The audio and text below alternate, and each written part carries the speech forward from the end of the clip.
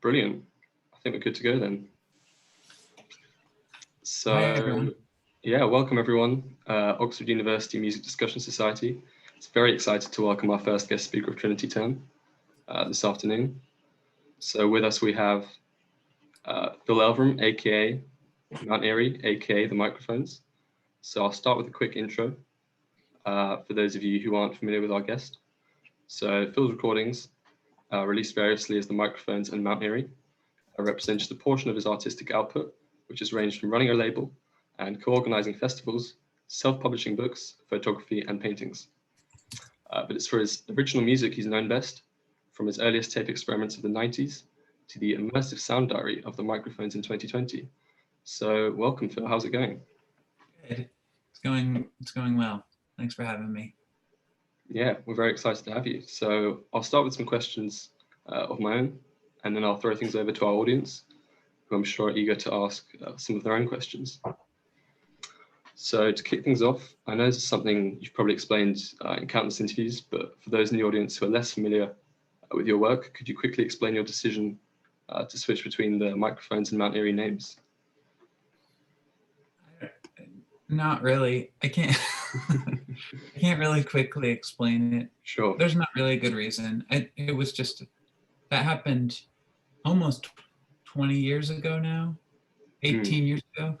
So it's foggy, but basically I felt like the name had become irrelevant to what I was actually singing about, and the words Mount Eerie felt like I didn't quite know what they meant, and it felt potent and worth exploring in an artistic way. That was it. It just felt, it was for like artistic reasons, not for, in hindsight, it's a little bit annoying how much I've had to like explain it for the last 18 years. Yeah, apologies. No, it's okay. I mean, it's just, that's the way it is. And so this last record I made, Microphones in 2020, is sort of poking around in that ambiguity. It's exploring like what does it mean to call something one thing decades later, and like to step back into old roles, and what are names and signifiers, and like what is creativity when you like are also practicing your art thing in like a commercial context where you need to have a brand name and something recognizable and commodifiable. So anyway, that's a long-winded answer to your question. Sure. Yeah, I just thought it'd be helpful for some of those in the audience who may be slightly confused about the whole, some of your stuff on Spotify is under Mount Eerie, some of it's under the microphones, what's going on. But I think that explained it well. Yeah, I'm just a human being, and I make lots of different things under different names or different like projects. A drawing. Yeah. Brilliant. So yeah, I think firstly I'd like to go back to the beginning. So with your hometown of Anacortes in Washington, obviously there's a big connection in your work, with nature and the natural world. To what extent do you kind of attribute that to your upbringing in Anacortes? Do you think you'd still have that kind of fascination with nature if you'd grown up somewhere more urban, say New York or something? Probably not. No, I think that that's like my vocabulary, because that's what I am made of. I'm culturally made out of like forest people. So, but who knows? Yeah, that's the nature versus nurture question. So who knows how much of that is inherent and how much of it is due to my upbringing? I think mostly it's due to the context and where I live. Sure. Yeah. So from my research, I see you've actually lived in a bunch of interesting places. There's the House of Doom in Quincy, Washington, which caught my attention, which you described as legitimately haunted. I'd like to ask though about your time in Buda. I hope I said that right. In rural Norway in 2002. So you spent a winter here. Why did you choose this location in particular? And how did you kind of avoid going completely insane, spending a winter alone in the wilderness? Yeah, I didn't choose it. It just sort of happened. Right. Yeah, it just came together. I knew I wanted to stay in Norway for as long as possible. I had like a one-way ticket, and I thought I was going to move there forever without ever having been there. And Buda is the end of the train line, as it was as far north as I could go. And I managed to get a show there. I was on tour, like playing. That's always been my way of getting around, is by trying to get shows everywhere, to have a purpose to go to a place. But yeah, got a show at like the teen center there, and the teenager punk guy who was putting on the show said I could stay with him until I got my own place. He helped me sort it out. So it was pretty random. It was mostly just like the farthest north place I could get, and also the place where a friendly host would help me get situated. And I rented a cabin for the winter. And the second part of your question, I did go insane. I didn't avoid it. It was fine. It was great. It was like I lost my mind in a good way. Yeah, and I've got that fantastic album you made, the Winter Journal, the Dawn album, that came out of it. So yeah, no, fast forwarding a bit to the present, I guess the Microphones in 2020, as you mentioned, came out last year. So yeah, for those who aren't familiar, this is a kind of, I suppose, almost autobiographical kind of take on your, the origins of the Microphones all the way up to the present day in a kind of long form 45-minute song. This record has the description on Bandcamp, one long song recorded nowhere. Could you expand maybe on what you meant by recorded nowhere? Nowhere is the name of my studio. Oh, right. Yeah. That makes more sense now. Yeah. But it's also not really a studio. It's not really a place. It's just like the name I put as the studio for when I'm recording at home, like, my equipment that I move around and set up wherever. So yeah, it is nowhere, but it's also called Nowhere. Sure. Okay. Yeah, there was a lyric in the Microphones in 2020 that really struck me, actually. You described your life on tour as a moving cult of groundlessness, and how, you're glad to be part of this rare world instead of the one where people, quotes, wake and work and don't self-uproot each day. Yeah. I guess it struck me because most of us are going to end up being these, wake and work types. Not going to be part of this cult that you mentioned, this cult of groundlessness. So do you have any kind of words of wisdom for us kind of regular folk, maybe experiencing some existential angst during the pandemic? I'm a regular person now too. Yeah, I didn't mean it in like a qualitative way, like one way is better and one way is worse, or those were my way, the words that I found to concisely explain the particular like social role that one finds oneself in being on tour. And it is unsettling and ungrounded, and you uproot yourself. You have no connection to the places you are if you're moving from town to town each day, and it messes with your head. I mean, there's like an amazing freedom that comes with it too, but I think ultimately for like the human brain and heart, it's not that healthy to be ungrounded. So domesticity is also crucial, and my life has always been sort of a polarity of being on tour and having that kind of wild disconnection, and then coming home to my small town where I live and being super domestic and cooking and being tuned into like living in a place and being good at it. And now it's pandemic, I've gone so deep into that mode that I have forgotten how to be on tour. So I wonder if I'm gonna ever go back to it. I hope so. I miss it, but yeah, it's kind of a wild polarity. Yeah, and we hope so too.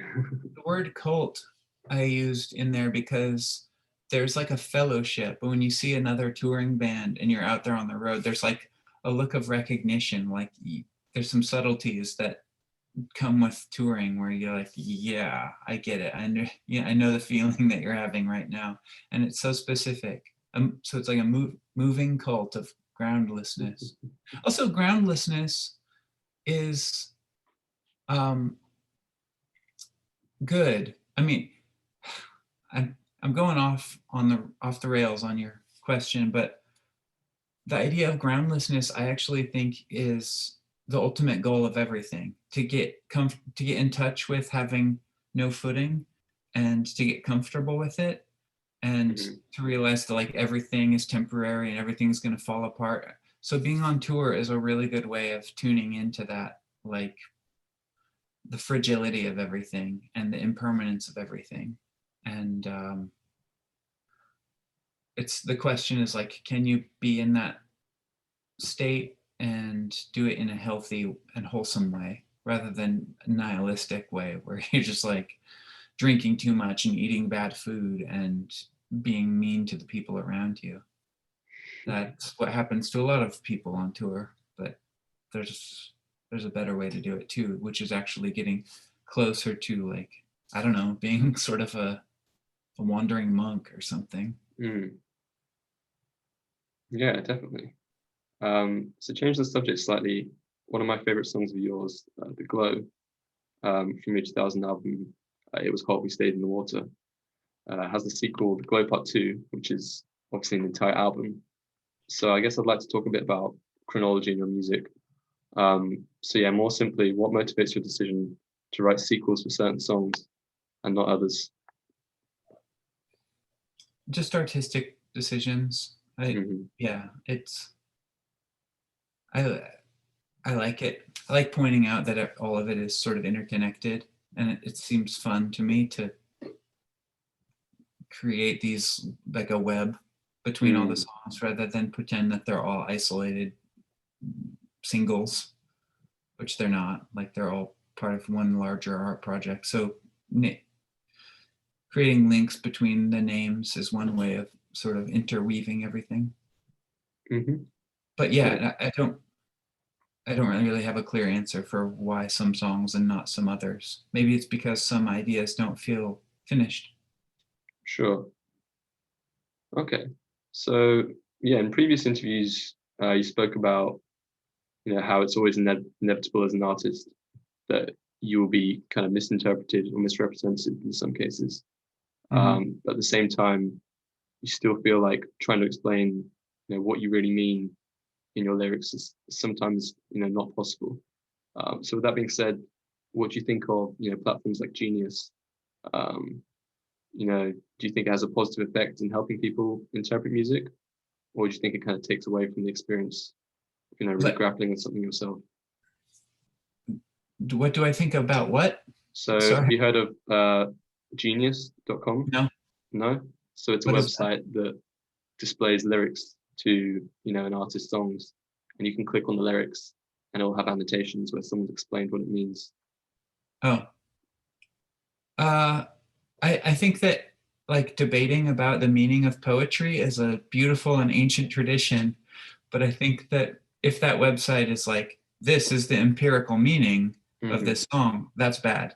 I think that it should be an exchange. And I mean, maybe like this Zoom call that we're on right now, theoretically, is about like people getting together and debating interpretations of poetry and art. I think that's beautiful and should be encouraged. But that's why I sort of have a chip on my shoulder about like music journalism at all, is because it presents this like empirical decision and truth, which is just always going to be somebody's opinion. It should be more of an exchange rather than like a tablet of commandments coming down from some music god.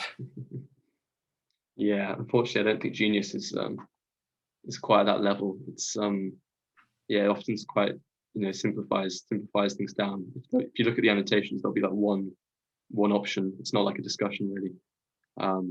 It's kind of a silly thing to do with lyrics, because I mean, everyone should know that lyrics are imbued with ambiguity on purpose. Like, they're poetry.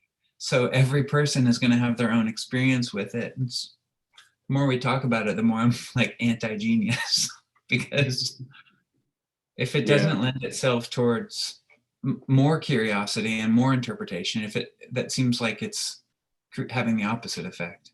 It's making people be like, okay, that's what that means. I'll stop thinking about it now. That's bad. Sure. I haven't actually checked out your Genius page, because for some artists there's hundreds of interpretations, for some there's none. So you never know, there could be a spirited discussion okay. under some of your tracks. That seems cool. Yeah, maybe we'll have a look later. So yeah, I'd like to ask quickly about streaming services. So you've been vocal in the past, you're kind of disliked Spotify and similar services for not really, adequately, paying their artists. So in your mind, is there such a thing as a compromise between the convenience of these services and being able to fairly compensate artists? Is there a way Yeah, to maybe make these services viable? Some kind of like proportional payment scheme? Not sure if you had to think about that kind of thing. yeah. The answer is that they have to be more expensive, and the companies have to pay the artists. As it is now, they're just not paying the artists, and whatever money you as a consumer are paying for your subscription fee or whatever, they're keeping most of that. So there's not like a magic answer. The answer is that to pay people fairly, you have to actually pay them. Like you have to pay me. That's the answer. It just, but we, unfortunately, we've been living with this. We've all grown, I don't use Spotify, but like we, the greater we, have grown accustomed to things being cheap or basically free for so long. So it's a tricky adjustment to go back from that and be like, actually, no, things cost money after they've been free for so long. It's most social change in the world happens, not social change, but like fundamental change like this. Whatever's best for business seems to be the thing that usually wins. So it's a little bit disheartening to recognize that it's like Spotify's not going to find it in the kindness of their hearts to just like charge their consumers more because they know that people are going to just not use their service. They're fighting really hard to keep it the way it is. And of course, users of not just Spotify, but all the streaming services. Yeah, I'm going on and on, but you get the idea. So in an ideal world, maybe these services could exist, but they'd have to and charge more. Like $100 a month or something. Right. I mean, I'm not joking. That's how much. I haven't done the math. Maybe it's like $500 a month, but it's just not fair to be paid the fragments of money that we're being paid. So can you see yourself maybe doing some more kind of Bandcamp type releases in the future then? Do you think that'll become more widespread? Yeah, the last record I only put out on Bandcamp, partly because it's only one song, and so it just seemed like, well, if I put out this whole album on Spotify, it will be 10 times less than I'm already getting. You know what I mean? Or whatever. It's because it's just one song. I don't know. I don't know what the future is. It's all moving and changing so quickly. There are ethical streaming service startups that have different business models where you like, it's like a sliding scale. The more you listen to a thing, the more you end up paying or something. So yeah, there are probably very smart people working on this question. I'm not one of them.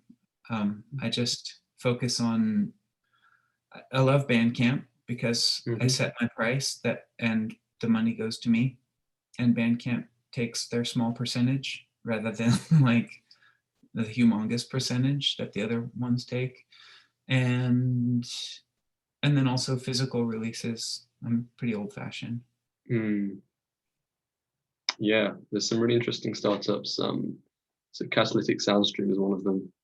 I'm not sure if you've heard, but they kind of split the revenue between I think it's 30 artists working for that one, and they all kind of do exclusive work, and it's kind of rotated around, which is a super cool idea. So yeah, I think there are, like you said, some clever people working to try and make these streaming services viable. I think it's only going to come down to the consumers, enough like people, like thoughtful music listeners, recognizing this problem and recognize that the path that we're on will lead to artists that are making like not immediately commercially viable music, more interesting and less profitable artists. They're going to get weeded out, and it's going to be like Justin Bieber or like massive artists who can't afford to survive on advertisements and Super Bowl and whatever the other like peripheral stuff, plus their fragments of pennies from streaming is enough for them. Art will evolve to become more like that, and yeah, it's a bad path to not support the artists. Society goes a bad place if the weirdo poets aren't supported. Yeah, we'll have to put that on the poster. It's a good quote. So last question from me. You mentioned your daughter likes listening to stuff like the Beatles, Dolly Parton. So seeing your daughter kind of grow up and discover music for the first time, bring you some kind of nostalgia, make you think about this music any differently. Yeah, how do you feel about if your daughter, liked a band that you hated? Would that kind of change your opinion of that music in your mind? Yeah, that happens every day. She likes some pretty horrible shit. But Can you name any of it? well, lately she's been into like kids movies, like low grade kids movie soundtracks. She makes me look it up on my phone and play these. She's into like really bombastic musical type stuff, just songs from Disney movies. She's really into Playmobil, the movie lately. It's fine. They're funny songs, but I just get really tired of them. She's into Weird Al lately, which is cool because I like Weird Al too. We listen to records every day. This morning we were listening to this Kate Bush record, and her song Wuthering Heights came on, and I found myself explaining the book Wuthering Heights to her and the lyrics of the song, singing about the characters. And yeah, it's pretty musical house. She's into it, and she's got an amazing brain for melody, and she can recognize like fragments of melodies and store it all in her brain. It's amazing actually watching her musical mind develop. Wow. Yes, that was all the questions I had actually. So I think we'll hand things over to the audience shortly. Firstly, just before I end, I'd like to do a quick segment kind of based on song titles. So I know it can be hard to come up with good song titles. So as an engineer interested in artificial intelligence, I thought I'd feed your catalog of songs into a neural network, a text generator, and come up with some new song titles. So quick fire, let me know if you think any of these could be real Mount Eerie songs, and you're welcome to take any of them. So how does that sound? Sounds good. Okay. So first of all, we have Your Headache Is My Nightmare. What do you think? No. No. Okay. All the Stars Are Dark. Yes. Not scientifically correct, but maybe could work. Darkness in brackets, True Story. Yeah, I like that. Yeah, you're welcome to take it. Thanks. World War Part 2. No. No. My Little Ass. Yes. Okay, we'll go with that. I'm Gonna Hibernate, but the I'm Gonna is in brackets.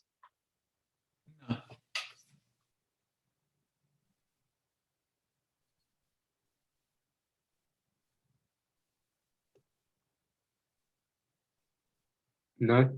No? No. No, sorry, I couldn't see your screen right then. Yeah. We Will Become Silhouettes. No, thanks. Okay. And finally, I Like Your Mullet. Yes. Yeah. Okay. I look forward to that on the next record then. Yeah. Yes, that's all the questions I had. I think we'll go to some audience questions now. So raise your hand if you have a question for Phil, and I'll spotlight your video.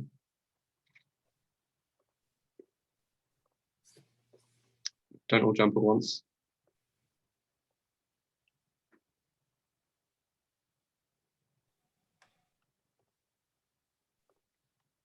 So I think Tim has a question, so take it away.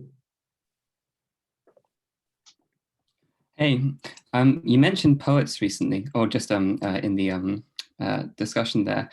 Who are some of your favorite poets and poems, just out of interest? What's inspired you and your music? Oh, I think I tend to use poetry and music interchangeably, or like music with lyrics. I forget that not everyone does that, but I just talk about songwriting as poetry. I think they're the same thing. They just sort of they went on like different branches of the historical tree at some point. But yeah, I read lots of poems. It's hard to think of. Joanne Kiger is a favorite. I like the Gary Snyder is also, although I like his essays more, but Cold Mountain, this ancient Chinese poet, he's my favorite for sure. I'll check that out. Yeah, cool. I could go on and on, but I will stop. Have you read the Ezra Pound translations of the ancient Chinese poetry? No, I haven't, but I've read other translations, but not Ezra Pound translations. Okay. Yeah, I'll look those up. The other day I was listening to the Bjork song that is from an E.E. Cummings poem that I had it stuck in my head, and I was on a very long walk and I just was like memorizing it and like going over. I wasn't listening to music or anything. I just was dissecting that particular poem. I think it's called Sonnets/Unrealities number 9 or something like that. So good. But so that poem I really like. Yeah. Cool. And what was the name of the Chinese poet again? Cold Mountain. Something. Cold Mountain. Han Shan. Han Shan he's sometimes listed as. There's lots of different translations. He's from like the year 600 or 700. There's a whole mythology around it. Like maybe he wasn't even a person that existed. Sort of like Homer. It might be a collection of poems from lots of different people. But this is the body of about 280 poems that are so good. Cool. Yeah, I'll check that out. Thank you. Cool. So I think we'll go to Eric next. If I can figure out how to spotlight him.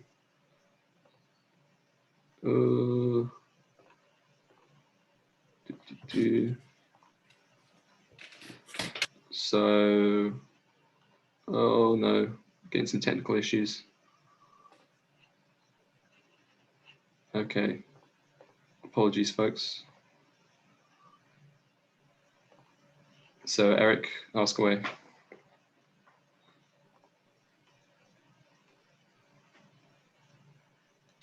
You might want to unmute yourself first.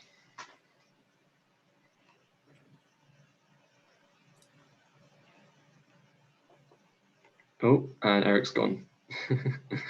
Okay, no worries. So Chase has a question. If you want to unmute yourself, Chase, and ask away. Yeah, I had a quick question. I know you describe the aesthetics of your music as an attempt to replicate a dark presence in nature. What do you think of like other media pieces that sort of came out of that Washington area, like Lynch's Twin Peaks? Yeah, I love Twin Peaks. It was a big deal for me. When it was on TV, I was like 12 years old or 13 when it was first on, and it really hit me hard right at like a formative age. And then I've watched it subsequently like many times. Sort of got burnt out on it probably, but yeah, that for sure was foundational. Maybe contributed to my idea that there was some sort of like beautiful, mysterious darkness in this version of the forest. Another good angle on that same question is this band Wolves in the Throne Room. I don't know if anyone's familiar, but they're sort of like a black metal band from Olympia that is exploring not so much like a menacing darkness, a little bit, but more just like a transcendent, cathartic force in the wilderness, in this particular kind of like cold, wet, dark northern wilderness. That's a good one too. Cool. So I think we'll go to Jackson next. Oh,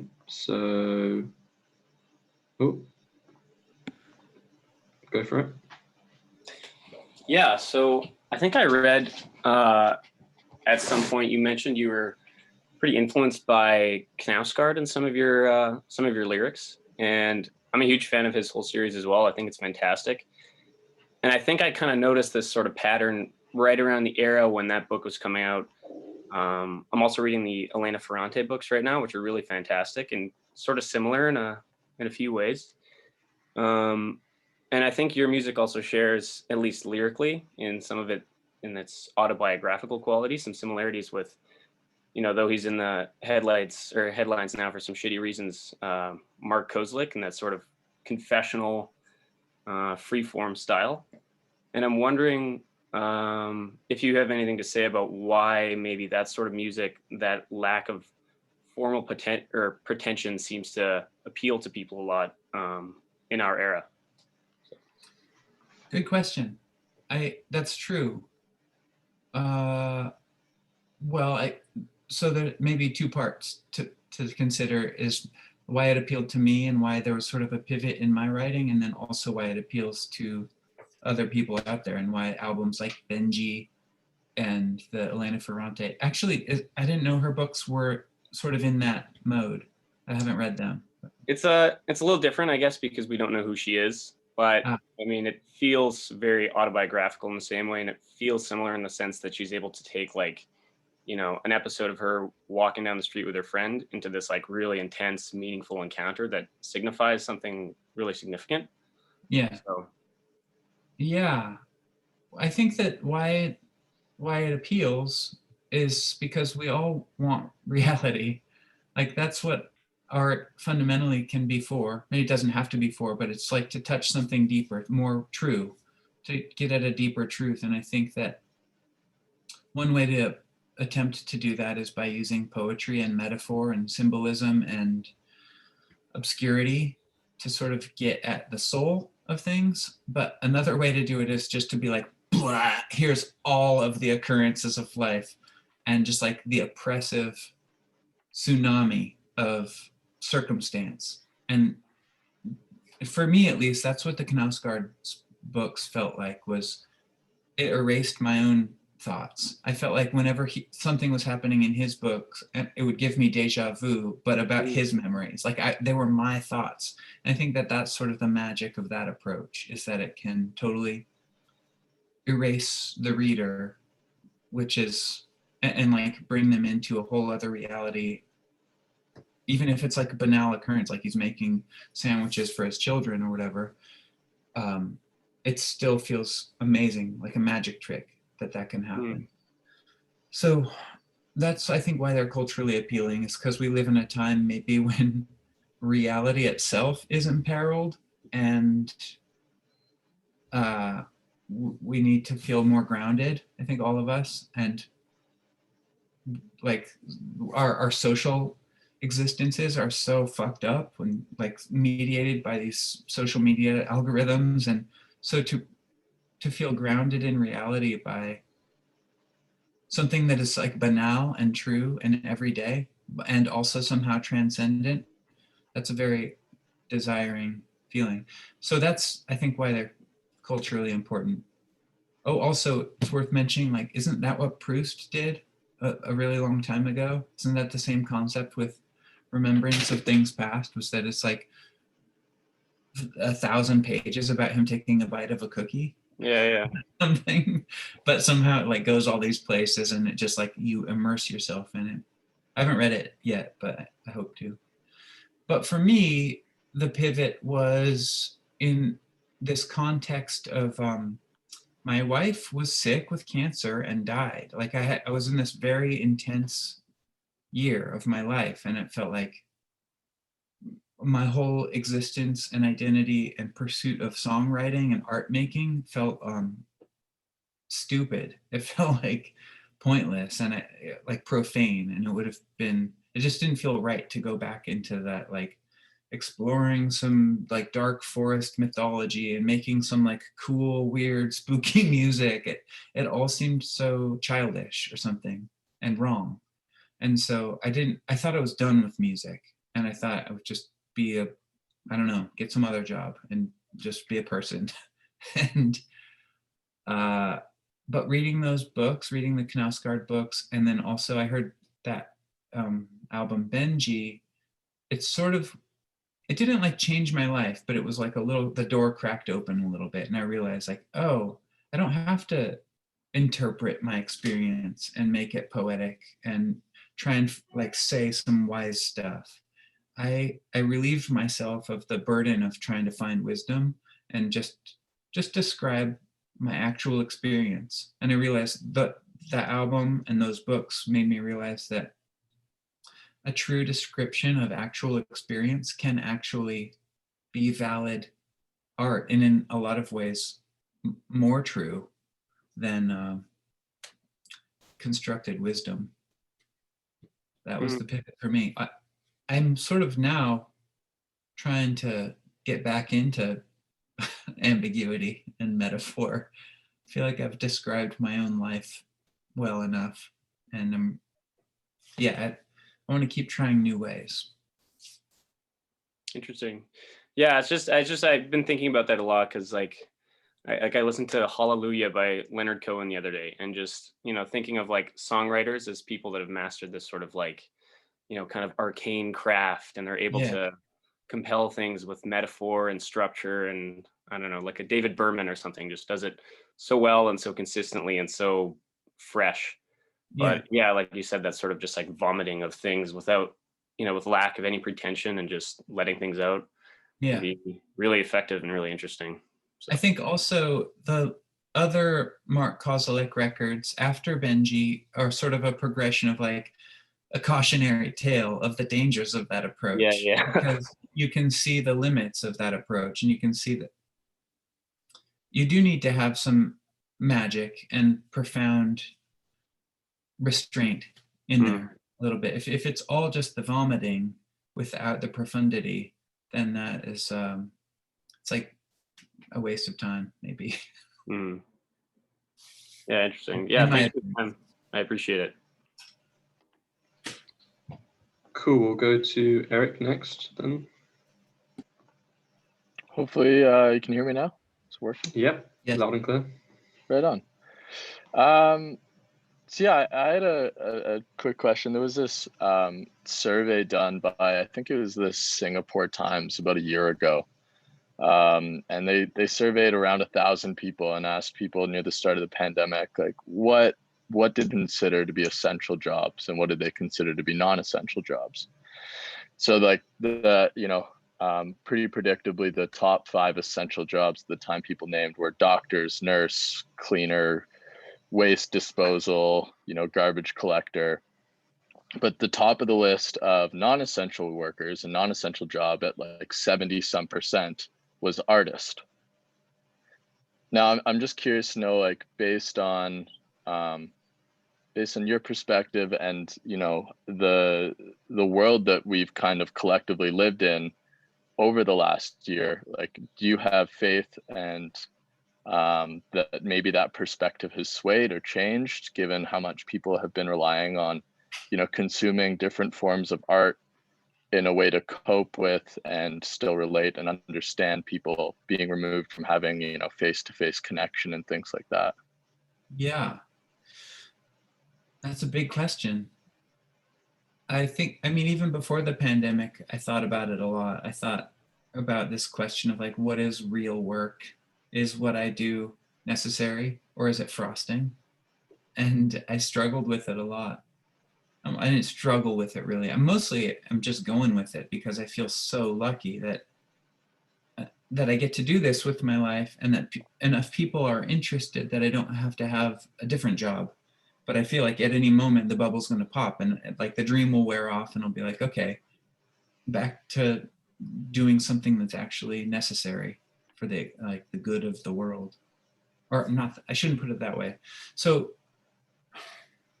I don't know the answer, because I also think that it's non-essential. I might put art up there in the non-essentials too, but I also think that a society without art and poetry is incomplete and sick and sad. So I think it wouldn't last very long. We need food and shelter first, and we need health, but like the spiritual health that art and poetry bring into a society, that's also essential.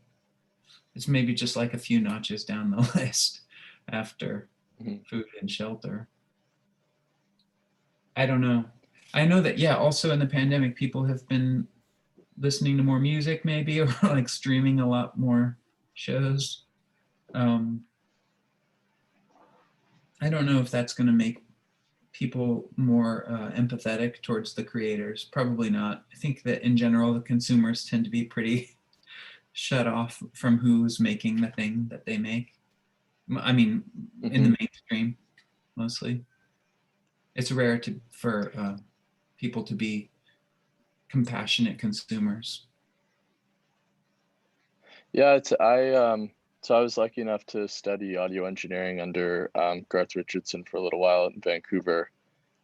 He had this philosophy, this idea of an international no music day.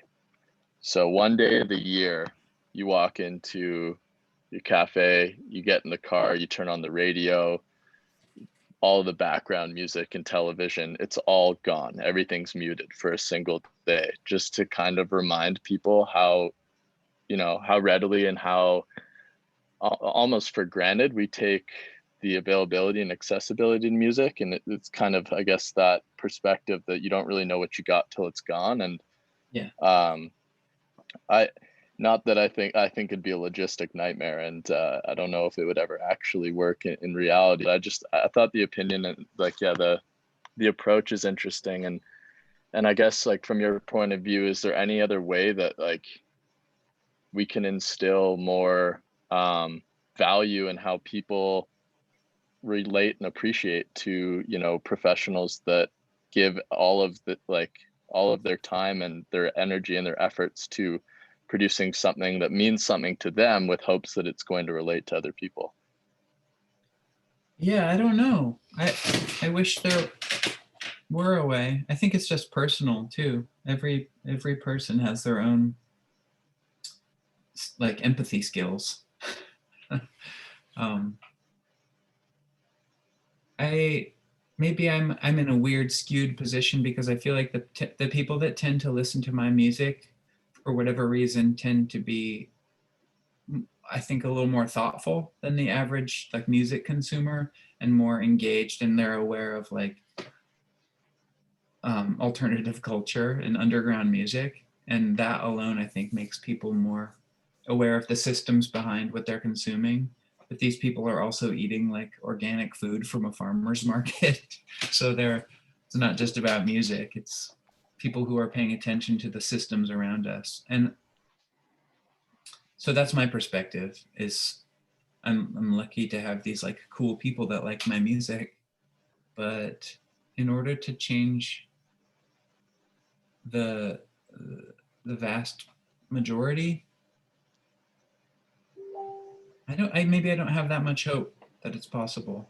Maybe I just see the power of like the AI algorithm evolving our brains into more just like content tubes.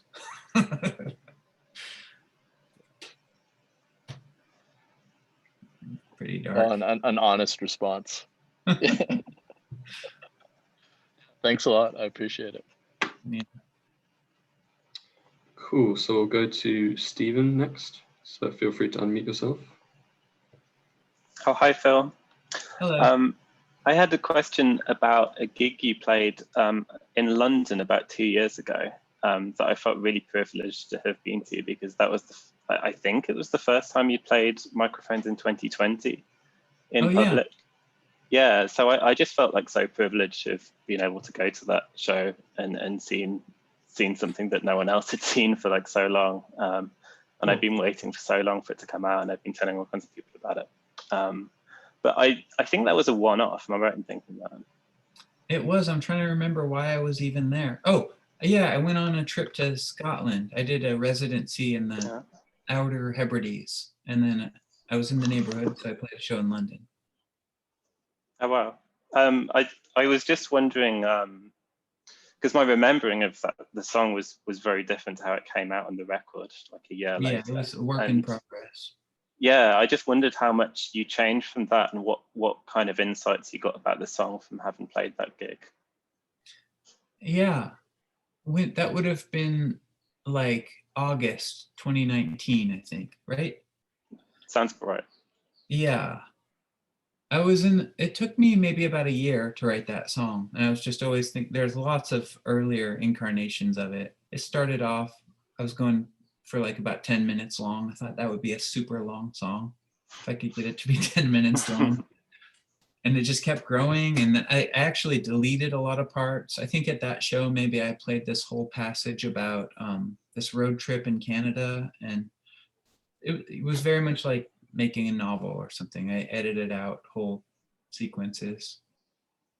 Not so much because of the show, like performing in front of people, but more just sitting with it for a long time and like getting more familiar with the flow, the plot.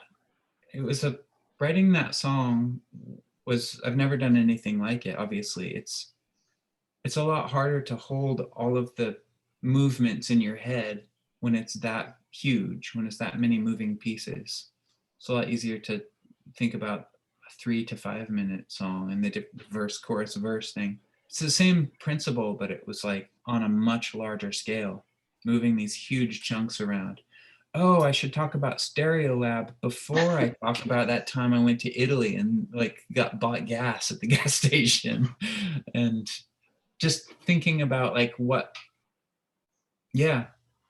like intuitively feeling what feels right to flow into the next thing and what creates the right like evolution of realization and what gets the listener to this moment at the end of just like,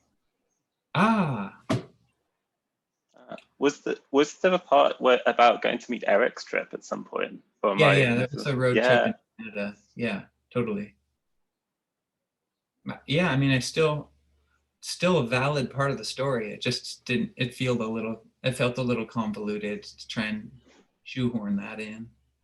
There's also a part about Weird Al, and yeah, there were a lot of parts. I don't think you had the bit about Weird Al in London, but that's interesting to know. Well, thank you so much. Yeah, sure.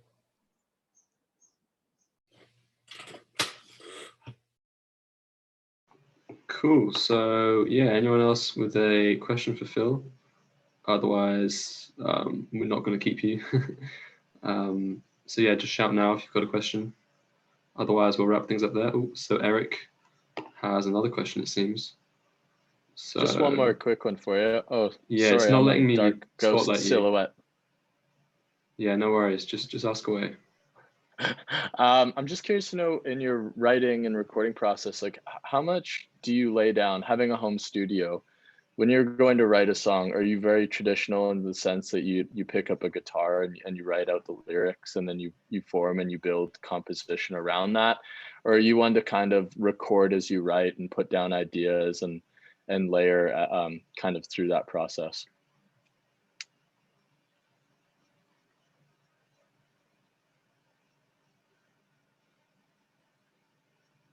Hello?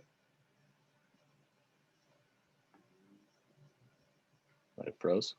So it looks like Phil's video is frozen.